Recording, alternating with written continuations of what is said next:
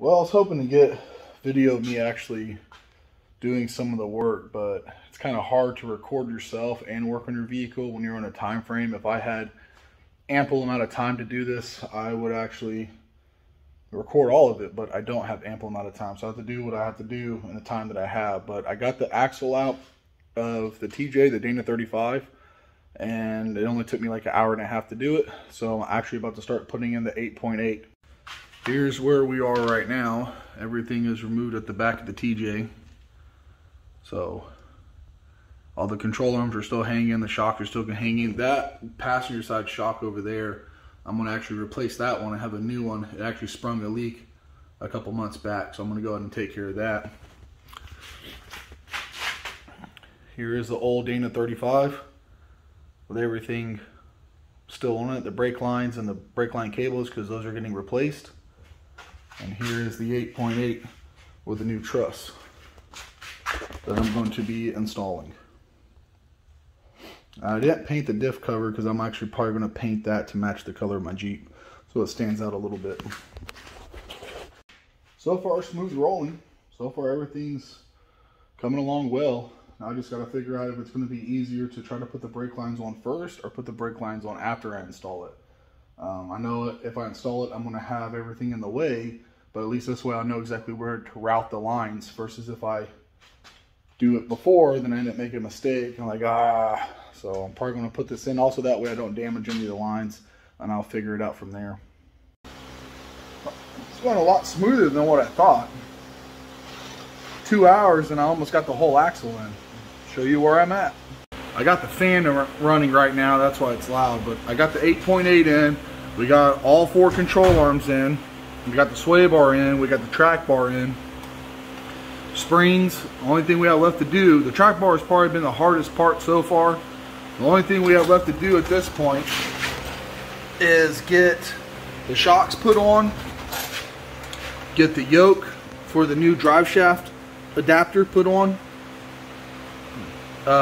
run the new brake lines, run the parking brake cables, and do the brake job, and that's it. This took me 2 hours to get to this point, from pulling it out to getting it in. Come along.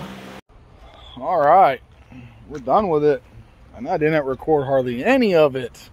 Man, it's crazy how that happens, right? You're like, yeah, I'm gonna do it, and then panic sets in, like, gotta get this back on the road. I can't stop, I don't have time. But I had plenty of time, apparently. I underestimate myself a lot, but I just do it because, you know, it's kind of like the Murphy's Law. Anything that can go wrong will go wrong, or anything that can happen will happen. And I need to give myself plenty of time to be able to figure out any kinks or any issues. But there it is. We got her in. The Ford 8.8 out of a 1995 Ford Explorer. And I gotta tell you, installing this versus the Dana 35 on a lift kit, this was 1,000 times easier. Whenever I did the lift kit with this exact lift, these control arms and everything for the 4-inch rough country with the adjustable control arms for the hind joints, the Dana 35 fought me so much. I don't know if the brackets were bent or if there was damage done to it or something, or I don't know, but I could not for the life of me get this thing to go in easily. It was a fight, but this sucker just went in so smooth. Everything just went so smooth. The only hiccup that I had was with the brakes. So as y'all can see, I still haven't painted my differential cover, and there's good reason for that. It's because I panicked and wasn't sure if I was going to have enough time to get it all done, so I'll paint that another day. And then got a little bitty drop of oil right there, and I don't know if it's just residue from filling up or if it's the gasket. I'm gonna clean it off with some brake cleaner and check it out. Okay, so show y'all what I did with the brake lines. I got it zip tie up to the track bar bracket, and then it comes over here to the soft line, and then it goes down to the new caliper. And you can see right there, that is the block that comes in from the actual body and runs down. And then the other line, we have it where it comes down and runs to the soft line. It goes in the brake caliper. So yesterday Let me see if I can maybe, yeah, there's the new emergency brakes, brake cables that convert over. And then I can't see anything on this end because the phone's facing the other way. This is the adapter plate for the yoke. So this piece right here is one piece that the U-joint gets pressed into, then this gets bolted to here. So the flange on the Ford axle. They had another one that bolted to this, and it's like your typical style that has the two little U-clips, that U-bolts that you bolt onto it, but I got this one. It's a little bit cheaper, and I thought it was pretty neat that you could actually take those 4 bolts off. And then this CV slides apart. That right there is just a little coupling that holds it together. It doesn't let it slide all the way out, but you can actually separate it and just pull the bottom shaft of the CV out. So if you ever have to replace it, it makes it really easy to work on.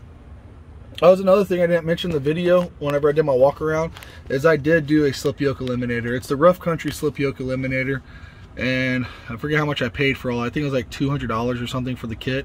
Really easy to do. And then this is a Rough Country drive shaft as well, and this one was like, I think $450. And you can see the sway bar mounts.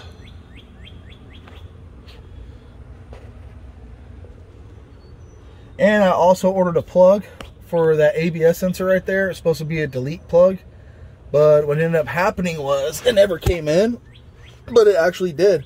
It was in the box with this right here, and I didn't know it. So I just left that plug in there like, oh well. And then we weld plugged. Where is it? Okay. So I don't know if you can see in there or not, but there's the vent tube in there for the axle. And it was actually located more where the control arm is, right here, right underneath there. And we actually just plug filled it. We just plugged, well, I took a nut and I stuck it, well, I took a bolt and kind of cut it down and stuck it in there, then welded it out. And then we cut a hole and put the new one in right there. But then the issue was the block for the brake line was supposed to bolt through the breather tube. That's what holds it in place. So we just drilled a new hole and bolted the block for the brake lines. So not too bad. Not too bad at all. So what ended up happening yesterday was whenever I got done with it, I had no brakes at all. Of course, you know, you replace both the hard lines on the rear end and both the flex lines, and I had absolutely no brakes. And I was like, oh no, we'll just bleed them. So we did. We bled them. We ran a lot of fluid through there, and I still had absolutely no brakes. Don't get me wrong, when we first put them in, I knew that we were going to need to bleed them, so we bled them. But then we still had no brakes, then we bled them again. Still had no brakes, bled them again. Had no brakes, bled them again. On and on and on. Until finally I was like, you know what? I think it's the calipers. We're just going to order new calipers. So I ordered new calipers, and then I pondered on it all night long because they weren't going to be here till today. So I got up early this morning, made my wife jump in the Jeep and pump the brakes like crazy, and I bled almost a gallon of brake fluid through there. And now I have brakes, and I saved $180, and then I had to buy new calipers. But yay, got the 8.8 in. It drives great. My parking brake works good because now I have disc brakes in the rear. The braking is almost identical to how it was before. It's not really any better with the disc brakes in the rear. Kind of a little disappointing. I thought the braking was going to be significantly better, but it really didn't change at all whatsoever. But I have a parking brake now that works amazing. So that's a huge plus about getting the disc brakes in the rear, is that at least got a working parking brake now. But there my little buddy is. We're going to be taking it rock crawling in a couple of weeks. It's going to be a lot of fun, a lot of fun. And now I just got to figure out what that shutter and my steering wheel is and get that fixed. I'll replace my wheel hubs and my rotors and get my tires rebalanced and see if that stops the shutter. If it doesn't, then I might have to look at upgrading to a better track bar and drag link. But it runs great. That's it for this video.